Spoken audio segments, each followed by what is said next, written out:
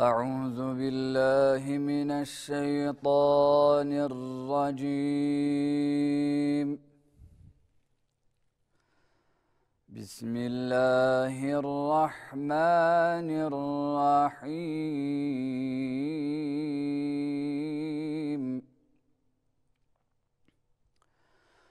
وإذ قال إبراهيم رب اجعل هذا البلد آمنا واجنبني وبني أن نعبد الأصنام.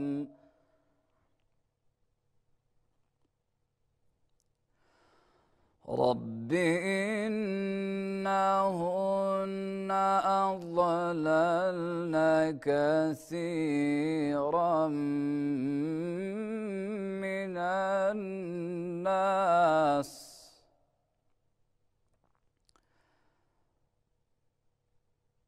فمن تبعني فإنه مني ومن عصاني فإنك غفور رحيم. ربنا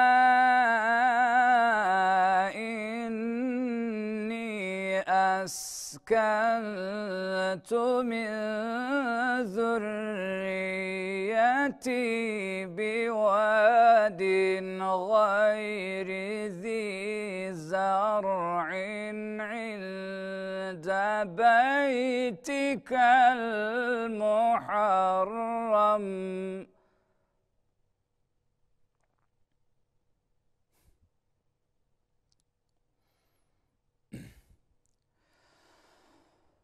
ربنا إني أسكنت من ذريتي بواد غير ذي زرع عند بيتك المحرم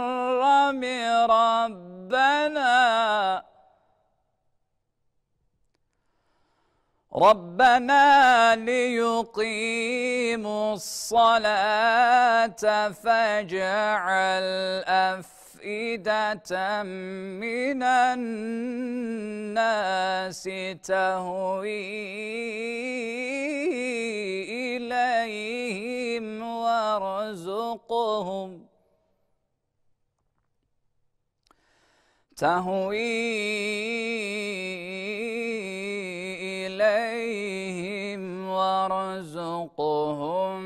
من الثمرات لعلهم يشكرون.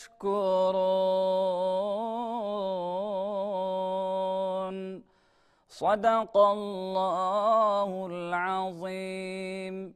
Bismillahirrahmanirrahim. Değerli izleyiciler, hepinizi Yüce Allah'ın selamıyla selamlıyoruz. Yeni bir sahur bereketiyle karşınızdayız ve bu sayılı günlerin sayılı programlarında muhterem Mehmet Göktaş hocamla çok aslında bu aya has olmasa da yani İslam'ın genel hususlarını konuşuyoruz. Tabii bu ayda bunları daha fazla hem konuşmak hem de bunun derdinde olmak diyoruz ki bu programda da inşallah iman ve infak diyeceğiz. Allah yolunda vermek, yedirmek, doyurmak ki zekat bu başlık altında tabii ki çok ehemmiyetli. Ramazan ayında zekatın yeri belli. İmanla işte Allah yolunda harcamak, vermek bu nasıl bir alaka içeriyor, nasıl ilişkide bunu konuşacağız hocamla. Şimdi hocam yani hemen Bakara suresinin başında onlar verdiğimiz rızıklardan infak ederler diyor. İnfak var, zekat var, sadaka var, i'ta var, ihsan var. İşte bir sürü kavram bunun altında. İmanla cömertlik, yani cömertlik biraz belki geniş bir şey ama İmanla Allah yolunda vermek deyince bunu nasıl açıyoruz, nasıl yorumluyoruz? Buyur. Hayırlı sahurlar diliyorum muhterem izleyenlerime. Eski köye yeni adet çıkartmak değil de muhterem hocam, İslam adına bir yerlerde sohbet ederken yeni başlamışsak, sıfırdan başlamışsak elbette hemen tevhidden başlıyoruz. La ilahe illallah'tan başlıyoruz. Eşhedü en la ilahe illallah'tan başlıyoruz. İşte özellikle la ilahe illallah ne anlama gelir? Tabii şirk nedir? Putperestlik nedir? Allah'a şirk koşmak nedir? Biz böyle başlıyoruz. Peki Kur'an böyle başlıyor mu? Kur'an'da da böyle var ama şimdi muhterem izleyenlerim, elinize bir Kur'an-ı Kerim alın, şu ilk inen surelere bakın. O surelerde bir şey daha göreceğiz.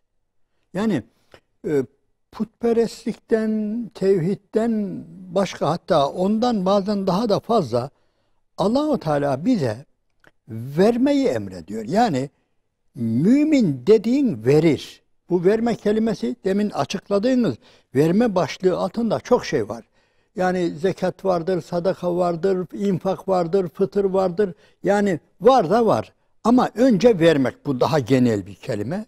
Allah-u Teala sizin de söylediğiniz gibi Kur'an-ı Kerim'imizin hemen başında bize anlatırken biz gayba iman ederiz. Vellezine yu'minune bil gaybi ve yugimuna salate ve mimma razaknahum yunfikun. Yani bu tabir de ilginçtir. Yani zekat demeden önce, sadaka demeden önce, fıtır demeden önce ve mimma razaknahum yunfikun. Onlar bizim kendilerine verdiğimiz rızıktan infak ederler, verirler buyuruyor. Bu çok gerçekten üzerinde durulması gereken. Yani başta veren Allah. Ona bir imza atın önce. Yani şu elindeki, kasandaki, cüzdanındaki her şey Allah'a aittir. Bunu bir kabullen önce diyor bize. Yani yoksa malınızdan verin demiyor. Yani benim size verdiğim, ki ben veriyorum, size veren benim. Bunu kabullenmek zaten imanın gereğidir. Fakat muhterem hocam bir şeye gidelim. Hemen Mekke'ye gidelim, Hira'ya gidelim, ilk günlere gidelim. Görebildiğimiz kadarıyla Peygamber Aleyhisselatü Vesselam'ı Hira'ya çıkaran bir şey var. Yani Hira'ya durup dururken çıkmıyor. Veyahut da böyle bir piknik içinde çıkmıyor veya bir can sıkıntısı içinde çıkmıyor. Bir dert var hocam. Yani Mekke'de problemler var. Mekke'de Efendimizin çözemediği, çözmek istediği halde bak dikkat edin uğraşıyor. Gençken o derneklere giriyor. Yani özellikle mazlumlardan yana olma, gariplerden yana olma, yani ezilenlerden yana olma, onlara bir şeyler yapabilme adına çırpınıyor. Ama yani bir şeyler yapıyorlar aslında ama buna rağmen ideal, büyük bir şey yapamıyor. Onun için Hira'ya çıkıyor. Hira'ya çıktığında da bildiğiniz gibi ayet-i kerimenin Cebrail Aleyhisselam geliyor. Allah-u Teala onu seçtiğini söylüyor. Ondan sonra bu sureler devam ediyor. Şimdi Mekke'de inen surelere baktığımızda oralarda bir şey daha görüyoruz. Yani gördüğümüz şey tamam putperestlik reddediliyor, yeriliyor, kötüleniyor, şirkin büyük bir zulüm olduğu anlatılıyor ama daha çok Bismillahirrahmanirrahim. Kella bella tukrimunel yetime ve la tahattune ala ta'amil miskin ve te'kulune türase eklen lemmen ve tuhibbunel mâle hubben cemma. Şimdi bu Fecir suresi, anlamını vermeden önce bu ayetlerin Fecir suresi falan bunlar hep Mekke'de gelen ayeti surelerdir ve bu surelerde dikkat ederseniz yani anlatıyor önce Firavun'dan anlatıyor, Semud attan falan, ondan sonra İrem kavminden, ondan sonra meseleyi getiriyor. Bunların yani Allahu Teala bunları ne yapmıştır? Helak etmiştir, silmiştir, süpürmüştür. Niye? Çünkü kella bella tukrimunel yetime. Yani onlar yetime ikram etmezler. Fakiri fukarayı doyurmazlar. Yani mesele oraya geliyor. Onun için daha dikkat edin. Ortada zekat, sadaka, fıtır, bunlardan ziyade önce Allahu Teala vermeyi bize emrediyor. Bu İnsan suresinde var. Onlar esiri doyururlar, fakiri doyururlar. Sadece karşılığını Allah'tan beklerler. Bunlar Medine'de inen sureler değil, yani zekatlardan falan sonra inen değil. Bunlar tam Mekke'de daha o ilk gün. Çünkü Mekke'de bir durum var. Mekke'de ve dünyada aslında. Bütün dünyada ve özellikle Mekke numunesinde, Mekke'yi bir numune olarak alırsak hele, yani gerçekten garibanlar var, açlar var, sömürülenler var, zalimler var. Zalimler var. Ve en önemlisi de hocam nedir? Yani bu insanlar, Mekke insanının bir de şöyle bir durumu var. Yani Mekke'de öyle bir bir kural haline gelmiş. Adam dediğin zengin olur. Adam dediğin parası olur. Adam dediğin evlatları olur, soyu olur, sopu olur. Yani bunlar bir numaralı adamlar. Kendi aralarında böyle şey yapıyorlar. Zaten Resulullah'a da hemen koşmamalarının sebeplerinden birisi de işte bu zenginlik, şu bu falan olmadığı için. Ama orada Allah-u Teala bir adam portresi çiziyor. Yani La uksimu bihadel beled suresinde yani öyle bir adam çiziyor. Diyor ki adam dediğin diyor şöyle olur diyor. Fekku ragabetin. Yani adam dediğin önce sarp yokuşa tırmanır diyor. Allah katında eğer övünülecek bir adam arıyorsanız nedir? O şeydir, akabeye, yani bir sarp yokuşa tırmanandır. Nedir bu sarp yokuş? Fekku ragabetin. Öncelikle yani garibanların özgürlüğünü sağlamak. Yani insanların, yani kölelerin özgürlüğünü sağlamaktır. Ev id'amun fi yevmin zi mesgabe. Yetimen za makrabe. Dikkat ederseniz bunların hepsi vermek. Yani birilerine bir şey verene adam der Allah diyor. Allah katında adam olmak istiyorsanız nedir? Vereceksiniz. Garibe vermek için de işte yollar diyor size. Köleler var, açlar var, kıtlık var, kötü günler var. Doyuracaksınız diyor. Ben adam diye buna derim diyor Allahu Teala. Dikkat edin, daha Müslümanlar çoğalmamış, Medine'ye hicret edilmemiş, devlet olunmamış, Beytülmal kurulmamış. Daha hemen vermekten bahsediyor Allahu Teala, vermeyi emrediyor. Yani bu anlamda muhterem hocam, mümin veren adamdır desek yeridir yani. Mümin hep veren adama mümin denilir. Müminin en büyük özelliği, en büyük alametlerinden birisi zaten iman etmiştir. Allah'tan başkasına ibadet etmiyor ama bir de veren insandır. Yani bu bizim ayrılmaz bir görevimiz, yani bunu iyi bileceğiz. Şimdi Huneyn Savaşı geçti, çok sonradan oldu ama orada biliyorsunuz Huneyn Savaşı'nda Müslümanlara en çok ganimet Huneyn'de kaldı. O Sakif kabilesinin falan çok acayip, yani develeri, hayvanları, koyunları, 10 binlerce koyun. Bunların hepsi gerçekten yani en çok ganimet orada oldu, ele geçti. Savaşın sonunda böyle ele geçirilen özellikle koyun sürüsü böyle karşıda, yamaçta böyle Efendimiz şöyle duruyor. Karşıda, yamaçta bir koyun sürüsü var. Oradan geçerken ve Müslümanların olmuş bu. Oradan adamın birisi, daha Müslüman falan değil adamın birisi, şöyle bakıyor böyle. Şuna bak ya diyor, şu sürünün güzelliğine bak diyor böyle. Böyle şaşırıyor, o kadar güzel. Efendimiz, onlar senin olsun diyor. Sana veriyorum onları diyor. Dikkat edin. Ondan sonra adam kelime-i şehadet getirip Müslüman oluyor. Ve maalesef bu olayı bizimkiler hemen buna bağlıyorlar. Yani Efendimiz koyunları verdi adama, o da Müslüman oldu. Hayır. Ne biliyor musunuz hocam? Devamını okudum ben. Adam neyse koyunlarını falan alıyor, kendi kabilesine gidiyor, sülalesine. Diyor ki onlara, ey insanlar diyor, ben bir adam gördüm diyor. Vermekten korkmuyor. Tükenecek diye korkmayan bir adam gördüm ve ona teslim oldum diyor. Yani hocam burada sadece iyi dikkat ederseniz işi zoraki oradan bir şeyler çıkartmak değil de bizim bildiğimiz yani müellefe-i kulüp kalplerini onun o değil bu. Burada yani adam öyle bir tasvir adam anlıyor yani o adam Allah'ın Resulü'nün kim olduğunu, imanın, müminin ne olduğunu, Allahu Teala'nın nasıl bir din gönderdiğini orada idrak ediyor. Ben diyor yani tükeneceğinden korkmayan bir adam, vermekle tükenecek zannetmeyen bir adam gördüm diyor. Ve ben ona iman ettim, teslim oldum diyor. Yani bu bizim en büyük özelliğimiz. Yani Hazreti Ebubekir falan anlatırken yani buralar önemli şeylerdir. Yani Hazreti Ebubekir'in böyle Allah katında yani İslam'ın en önde gelen insanlarından olmasını yani iyi düşünelim.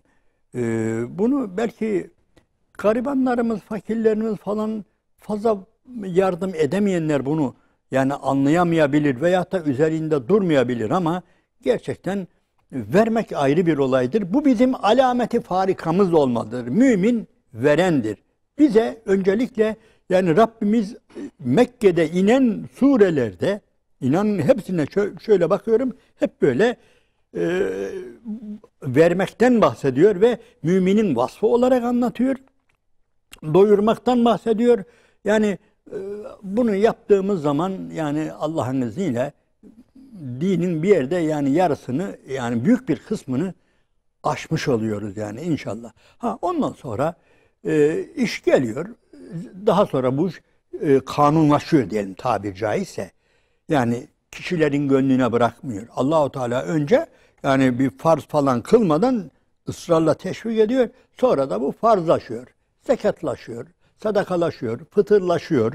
Yani ama infak hep devam ediyor hocam. İnfak olayı, verme olayı devam ediyor. Verirken de bir yere tekrar imza atıyoruz ki nedir? Öncelikle bunu veren Allah'tır. Allahu Teala'nın bana verdiğinden ben de başkalarına infak ediyorum. Hatta bazı ulema hani bir hadisi şerif var. O hadisi şerif biraz yani bazıları itiraz edebilir de tehallakû bi ahlâgillah. Allah'ın ahlakıyla ahlaklanın diye bir hadisi şerif var. Bir de bazı hikmet ehli, felsefeciler, özellikle kelamcılar Allah-u Teala'nın her sıfatının bizde tecelli edeceğini, bize yansıyan bir yönünün olduğunu şey yaparken Allah-u Teala rezzaktır, biz de münfik, biz de infak edeniz. Allah rezzaktır, biz de infak edeniz. Yani dikkat ederseniz biz ondan böyle bir hisse alıyoruz. Yani onun için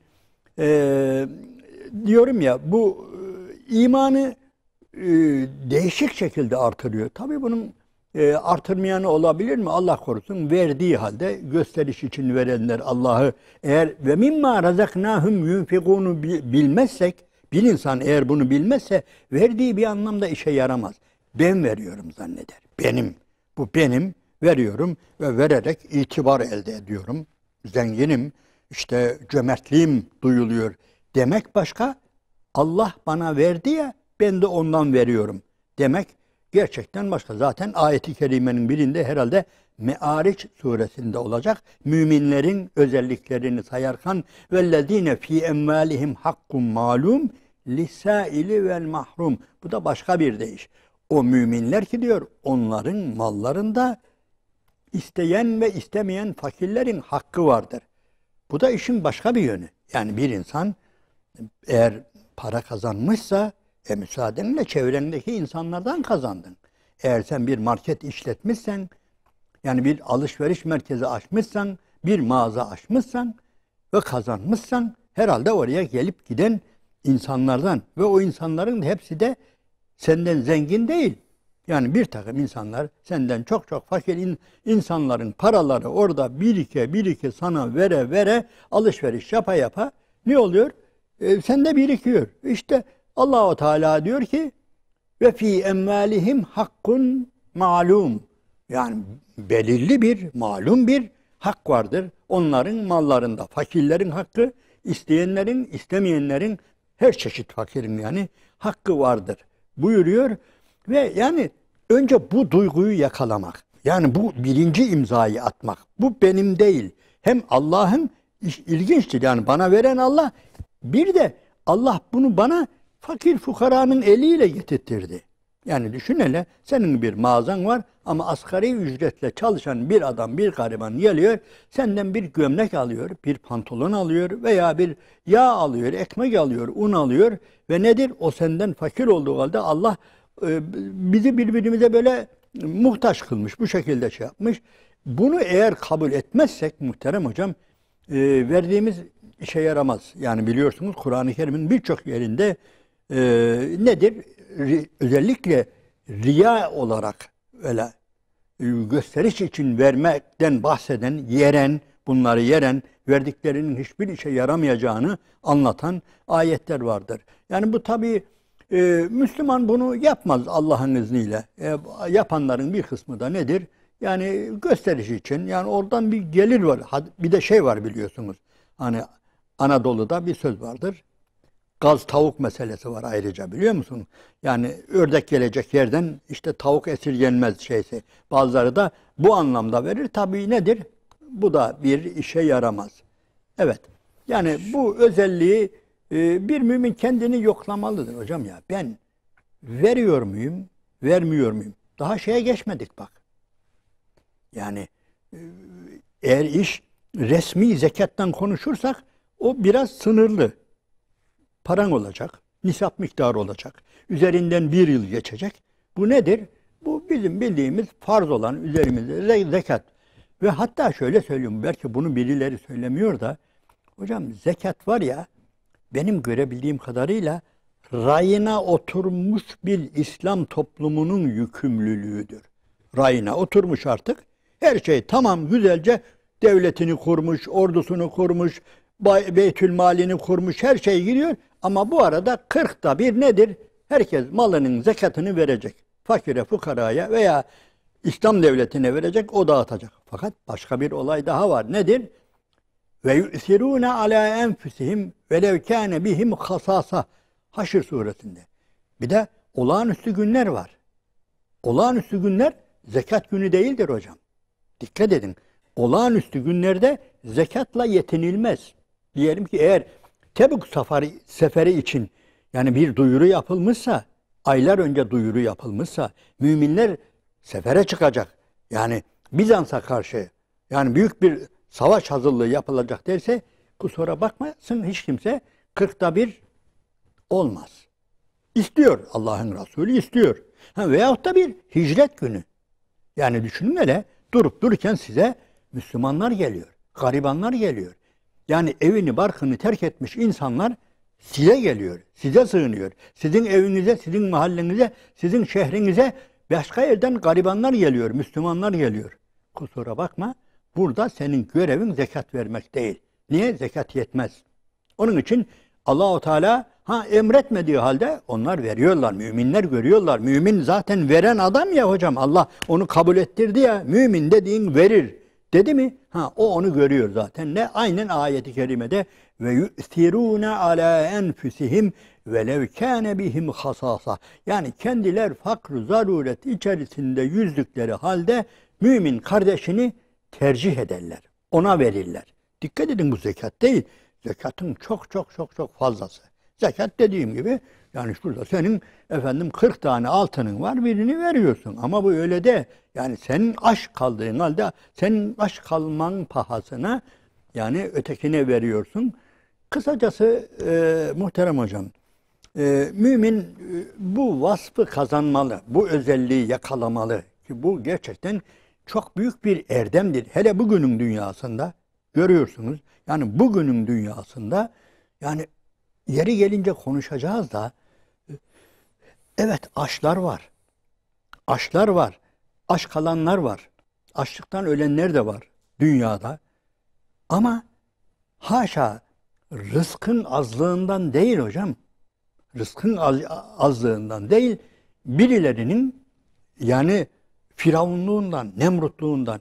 Belki kızacaklar ama geçen bir yani arada bakıyorum bu internete, açlıktan ölenlerin sayısı tokluktan ölen demiyorum yani, özür dilerim. Tokluktan geberenler çok daha fazla.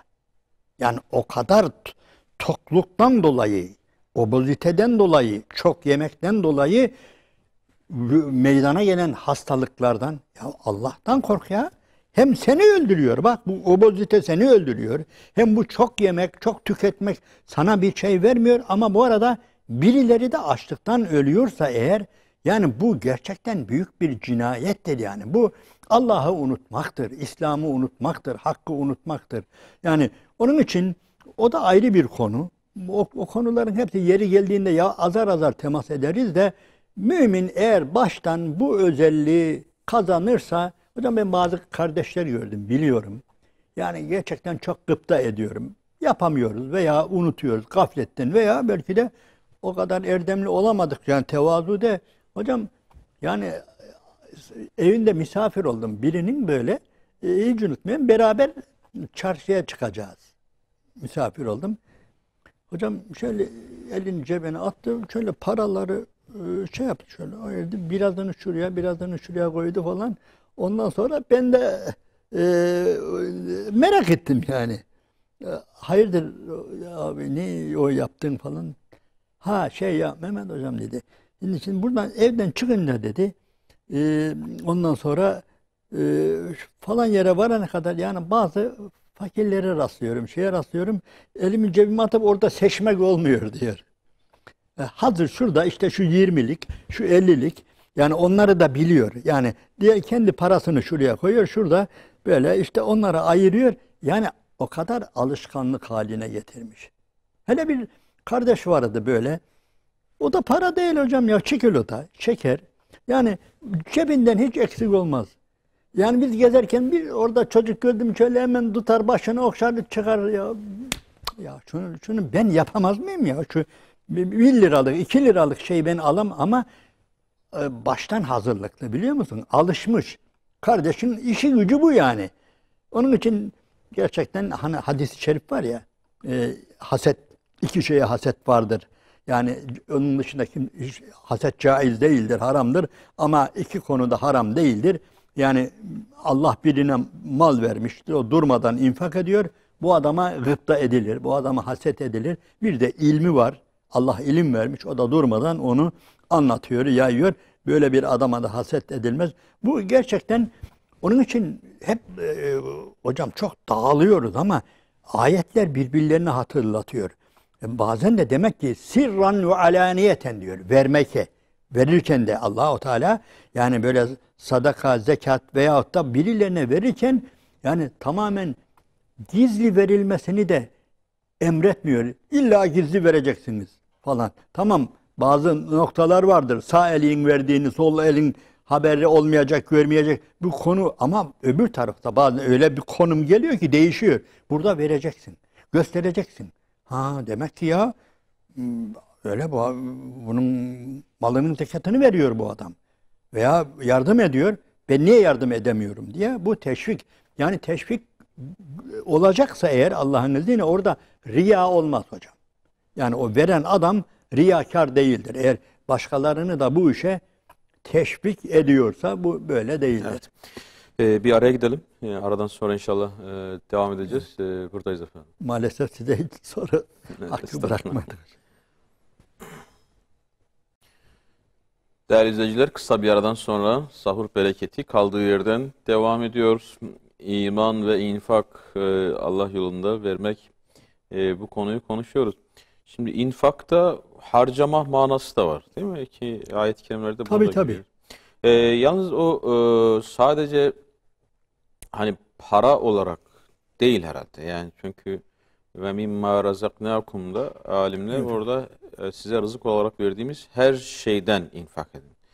Yani evet, ilk başta akla gelen hani ilk ihtiyaç paradır tabii, ama bazen herkesin ihtiyacı yani para olmayabilir veya kıymet dediğimiz şey veya kişinin değerli bulduğu şey para olmayabilir. Yani bu değerler herkeste farklı farklı. Veya bir de işin şey tarafı var. Yani kişide para çok olduğu zaman vermek değil de elinde o anda ne varsa, az da olsa o azdan vermek diye. Bir hadis hatırlıyorum. Yani tabii muhtemelen zayıf bir hadistir ama mana olarak hoş bir şeyi var. Diyor Kabe'de birisi dua ediyor ve öyle bir böyle içten böyle sanki yalvarıyor ki Allah'ım beni affet filan. Deniyor ki işte Efendimiz Aleyhisselatü Vesselam onu duydu. Dedi ki ya sen neden bu kadar kendini mahvediyorsun? Yani günahın çok mu büyük? Dedi çok büyük dedi. Dağlardan da mı büyük? Dağlardan da büyük. Denizlerden de mi büyük? Denizlerden. Dünyadan da mı büyük? Hepsini saydı işte. Hepsinden daha büyük dedi. Peki nedir senin günahın dedi. O dedi ki ben bir yoksula, bir muhtaca, birisine yani diyor 3 kuruş veremiyorum diyor. Yani elim bir türlü şeyime gitmiyor, parama gitmiyor. Ben bu günahım bu diyor. Yani bir türlü veremiyorum. Bunun üzerine Peygamber Efendimiz şöyle biraz geri çekildi ve dedi ki benden biraz uzak dur. Ateşin diyor bana değmesin. Yani böyle bir tabir kullan. Yani biraz öte dur diye. Şimdi verememek herhalde bir azaptır da. Yani o salebe kıssasını okuruz. İşte zekat memurları geldiği zaman dedi ki siz haraç mı topluyorsunuz? Ben çalıştım, ben kazandım filan.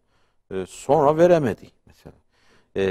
O zaman yani vermeyi, Allah yolunda vermeyi kişi Allahü Teala'nın kendisine bir ihsanı olarak, bir lütfu olarak da görmesi lazım. Yani sanırım siz mi anlatmıştınız yine öyle hatırlıyorum. Kayseri'de onu tekrar dinlemek de isteriz herhalde.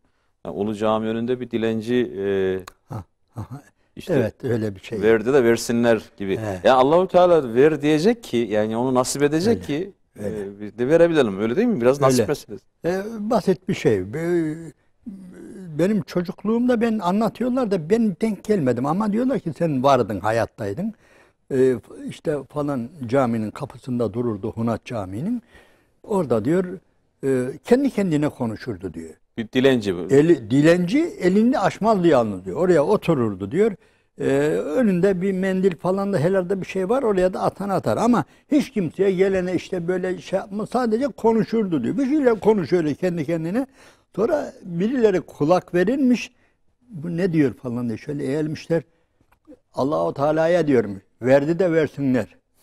Şunlara verdi, versinler. Evet. Yani Allah ver diyecek ki biliyor, o da ayrı bir olay. Yani o sen ver demezse bunlar veremezler Öyle, zaten. öyle. Sen ver demezsen bunlar veremez.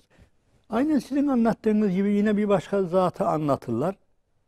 Öyle durumu çok iyiymiş. O da kendi derdini de biliyor. Dermiş ki oğullarına, torunlarına, ya oğlum koşun gelin, biriniz şu elimi tutun, şöyle bana sarılın, zoraki iyice sıkın, öteki de elini cebime soksun, ne varsa oradan alın dağıtın, ben veremiyorum demiş. Yani bu da yani hem biraz tebessüm edilecek bir olay ama burada yine gerçekten vermek de bir nasip, biliyor musun? Yani verebilmek de Allahu Teala'nın başka bir lütfu ki onu biliyor, ondan mahrum olduğunu biliyor da bari hiç değilse zoraki olsun bu iş yerine gelsin diyor. Yani Allahu Teala'nın o dediği kullardan olabilirim. Yani bu hiç vermemekten tabii daha güzel ama gerçekten yani malı veren Allah, vermeyi nasip eden de Allah. Yani tabi caiz hocam, sınıfı geçirmek için öğretmenin bahane araması gibi, yani yazılıda şuradan da puan vermesi gibi, Rabbimiz merhametinden dolayı yani veren de o. Yani her şey Allah'ın malını Allah yolunda veriyoruz. Bu kadar. Allah'ın verdiği kuvvetle, sıhhatle çalışıyoruz. Her şey Allah'tan ama sonunda o bir irade var ya, bize verdiği irade, cüz'i irade. Onu kendi yolunda kullandığımızın karşılığı olarak. Yoksa her şeyi lütfeden, nasip eden, malı da veren, verdiren de her şey o, müşteriyi gönderen de o. Yani gerçekten burada ayrı bir konu da rızkı Allah'tan bilmenin bazen, yani şimdiki esnafı bilmem de şöyle normal esnaflık bir anlamda çok güzel bir şey hocam. Çünkü memuriyetin veya böyle maaşla çalışılan yerler var ya, buraların şöyle bir şeysi var. hiç şey yapmıyor, paniklemiyor. Niye? Aybaşı gelince alacağım diyor. Ama bir insan dükkanını açtığında o gün hiç kimse içeriye girmeyebilir. Veya girdiğinde alışveriş yapmayabilir. Veyahut da beklediğinden çok az alışveriş, hiçbir garanti yok. Yani benim saatim şu kadar, yemeğim şu kadar, aylığım şu kadar diyemez bir esnaf, biliyor musunuz? Onun için ama esnaflık bu anlamda güzel. Allah'a tevekkül etme bakımından veyahut da Allah getirecek. Allah buraya müşteri getirir inşallah. Ben ona güveniyorum diyor ve bu bir yönüyle bakıyorum, ayrım yapmak değil de Allah'ın izniyle yani tevekküle, Allah'a güvenmeye, Rezzak olanın Allah olduğunu anlamaya, yani gerçekten bazı şeyler, bazı meslekler çok daha elverişli. Akşama kadar beklersin bir şey olmaz ama akşam birisi gelir, öyledir. Yani bizim bir arkadaş, hocam akşama kadar bekleriz ama öbür bir bakarsın bir grup gelir, bir düğüncü gelir, bir damat, bir gelin, bir düğün olacak. Yani kaç günlük alışverişi orada bir saat içerisinde alıp şey yapar. Bu gerçekten bir anlamda iman. Burada imanı devreye sokacaksın. Allahu Teala'nın rezzaklığını. Evet. Evet. Şimdi sahabe efendilerimiz mesela İmam Şibli, az önce zekat dediniz.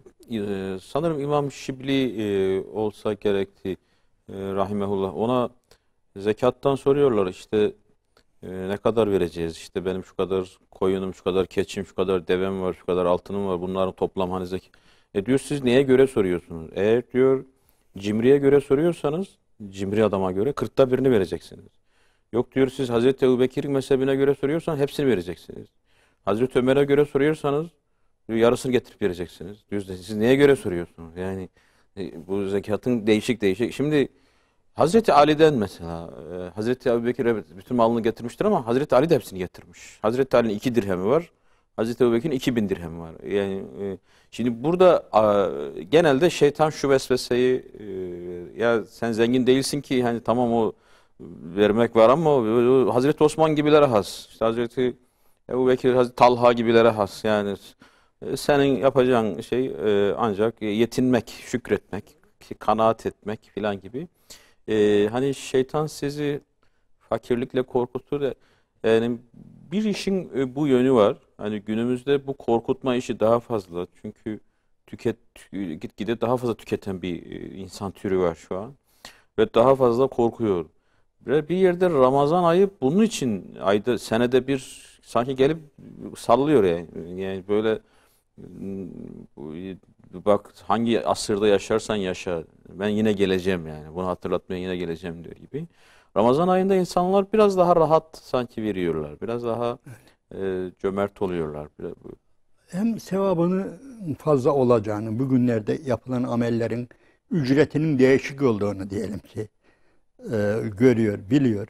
Bir de açları anlıyor, fakirleri anlıyor, görüyor. Yani bir iftar sofrasını kuramayanların, yani en azından benimkine benzemiyor onun iftar sofrası, onunki de öyle olması falan. Cömertlik damarlarımızı kabartıyor. Ama sizin şeye geri dönmemiz lazım hocam. Eşşeytanu ya'idukumul fakr. Yani şeytan fakirlikle korkutur, fakirlikle tehdit eder, fakirlik vaat eder. Bu gerçekten üzerinde durulması gereken önemli bir olay. Hocam bir insan eline kalem aldığı zaman geçim hususunda efendim ben işte nasıl bak giderlerini yazmaya başlasa belki yalan değil söylediklerinin hepsi doğru oraya yazdıklarının. İşte şu elektrikti, şu şeydi, şu mutfaktı, şu çaydı, şekerdi, efendim şu çocukların servisiydi, okuldu falan derken gerçekten ortaya büyük rakam çıkıyor bazen. Fakat hocam Allahu Teala'ya tevekkül eden insanların veyahut da imanı olan insanlar gerçekten şeydir yani. Bu konuyu biraz aşıyor. Çocuğu biraz esprili, biraz böyle şey gibi var da hafiften dokundurma gibi de bir sitem gibi ben öyle anlamıyorum. Çocuk ders okuyormuş işte babasıyla İşte baba evliya, bu evliyalar kim, nedir bu veli evliya? İşte Allah'ın işte böyle üstün kulları. Bu zamanımızda var mı diyor. İşte keramet diyor. Bunlar keramet gösterir falan. Ondan sonra vardır diyor oğlum diyor. Zamanımızda da vardır bu keramet gösterenler. Olağanüstü. Mesela mesela baban oğlum diyor. Çocuk şöyle görüyor. Şimdi sen evliya mısın? Keramet mi? Nasıl? Al eline kalemi diyor. Çocuk alıyor. Yaz bakayım şu evin giderlerini diyor. Lazım olan şeylerin hepsini yazıyor. Yazdım yazdı. Topla diyor, topluyor. Aha benim aldığım maaş bu. Gördün mü bak? Baban veli, nasıl kerameti gördün değil mi? Baban 3.000 lira maaş alıyor ama oradaki şeyi gördün. Yani Allah bu espri belki hafiften sitem de var gibi ama şu yönüyle doğru hocam. Allah min haythu la yahtesib buyuruyor ya, Talak suresinde, çok ilginçtir. Yani inşallah yeri gelince o bölüme de yaparız da, boşanmadan bahsederken, yani boşanmayı yapar, bir anlamda korkulmaması gerektiğini de, yani hani yuva yıkıldı, eyvah bittik, tükendik falan, biz aşk alacağız, şöyle oldu. Yok diyor. Yani ve yerzukhu min haythu ve men yettegillâhe, ayet ve men yettegillâhe yec'al lehu mahracen. Kim Allah'tan korkar ve bir de parantez içinde Allah korkusuyla bir takım haramları ve şüphelileri terk ederse, sakınırsa, ve men yettegillâhe yec'al lehu mahracen. Ona bir çıkış yolu, huruç yolu, bir kapı açar diyor. Veya ondan sonra ve yerzukhu min haythu la yahtesib. Ve hiç hesap etmediği yerden Allah rızık verir. Allah ona rızık verir. Ve bir de sonunda iyi anlayın diye innallâhe bâligu emri. Allah dediğini yapar diyor. Öyle sadece vaat etmez. Dediğini de yapar. Hem rızık veririm diyorum ya, yaparım daha bunu. Yani böyle bir şey. Ayet-i kerime aslında yani çok okumamız veya anlamamız gereken, yani hatta günah olmasın, slogan olarak asmamız gereken yani şeylerden mi? Yani ve men yettegillâhe yec'al lehu mahracen. Kim Allah'tan korkarsa ve bundan dolayı da bir harama tevessül etmez, bir haramı terk ederse, yani Allah onu yani hiç beklemediği yerden rızıklandırır. Yani önemli bir olay. İşin esprisi de bu Osmanlı'nın son dönemleri, Cumhuriyet'in ilk dönemi öyle herhalde. 1900'lü yıllarda İtalyan sigortacılar Antalya'dan, o kıyıdan bir yerlerden girmişler. Orada çiftçileri, ziraatçileri, yapacaklarmış. Sigortalayacaklarmış. Mallarını, mülklerini sigortalayacaklarmış. Giriyorlarmış bir çiftçinin evine. Ondan sonra anlatıyorlarmış. İşte elman mı var, portakalın mı var, işte sebzen mi var? Evet. Peki ya bir fırtına gelirse, sen ektin, ya bir şey gelirse, sel gelirse, ya don vurursa falan, böyle buna benzer, sonra ne olacak falan. Ondan sonra bu cümleyi tamamlayıp arkasından sigortalayacak, biliyor musun? Ondan sonra duvarda da o zamanın hattatlarından birisi ya hafız yazmış. Hafız. El hafız. Allah'ın ismini yazmış levha gibi. Levha olarak duvara asmışmış, biliyor musun? Adam da sigortacıya demiş yani. İşte hafız.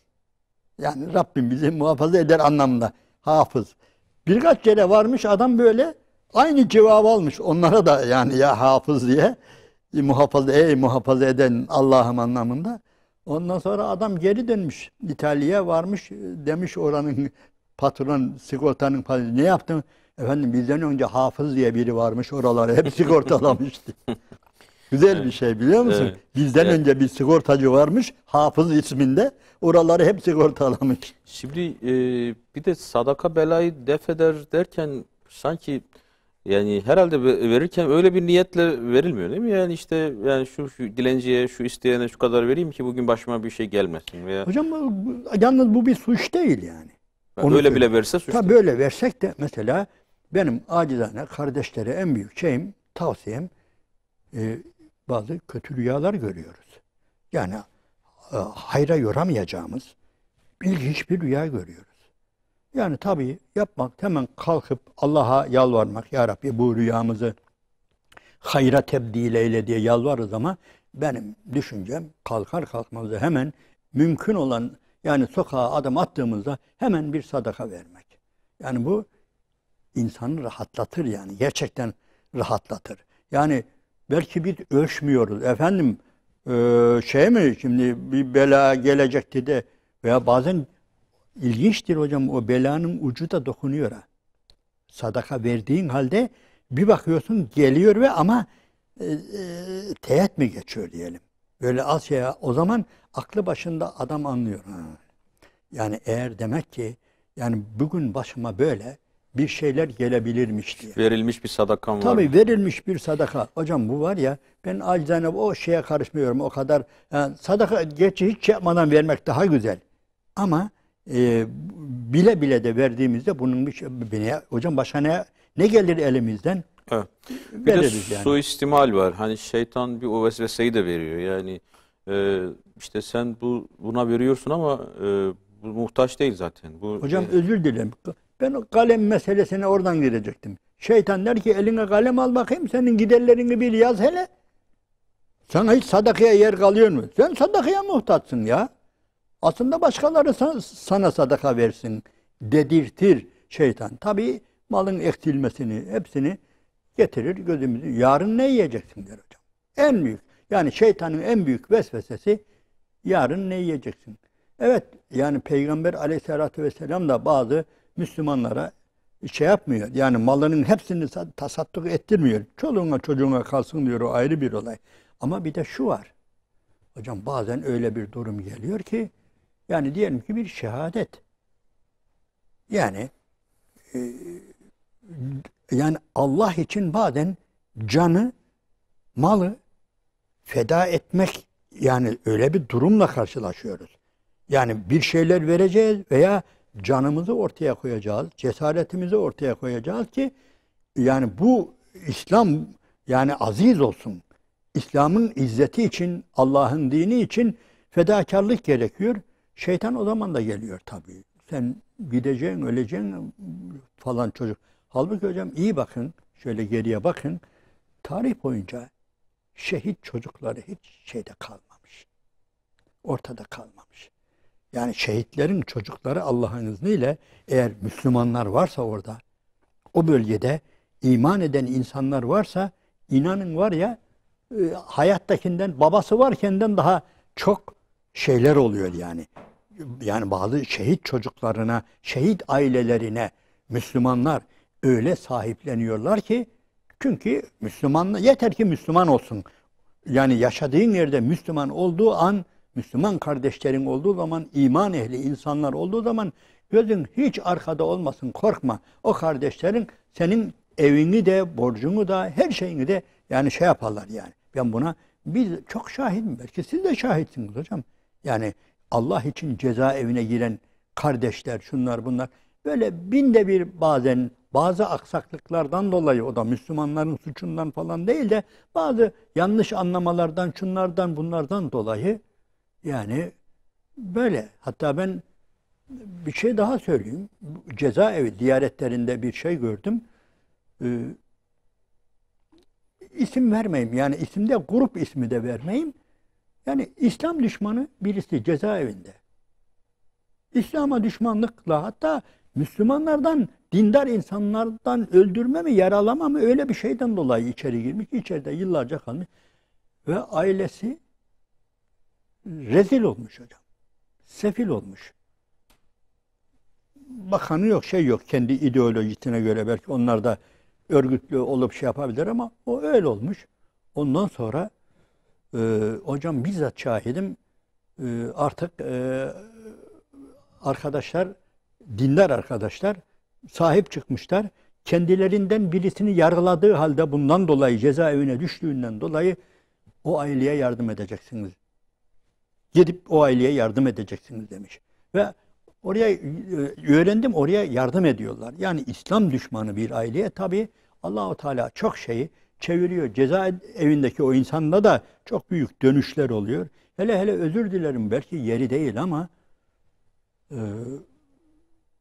demek ki böyle yardımlaşma elbette başka ideolojilerde de var. Diyelim kendi ideolojisi için adam cezaevine düşmüş. Yani gidip o kendi aralarında işte para toplayıp o aileye verdikleri de oluyor. Hocam bir şey duydum. Yani yine birinci şahitten dinliyorum.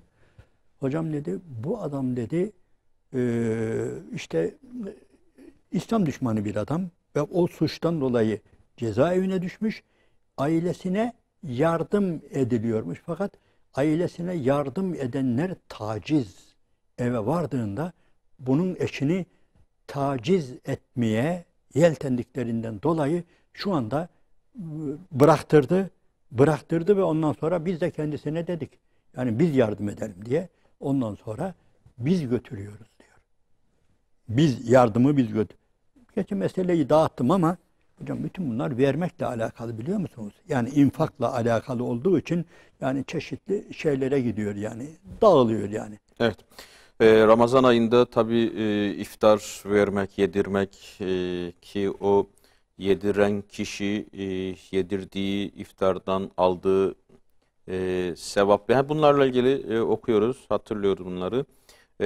Ramazan ayının yani normal zamanlarda kazanılan sevaptan kat kat daha fazla sevap kazandırması tabii ki yedirme veya infak etme, zekat verme vesaire, bütün bunlarda daha fazla çaba gerektiriyor. Allah razı olsun. Bu bölümün de sonuna geldik. Gelecek bölümde inşallah devam etmek istiyoruz.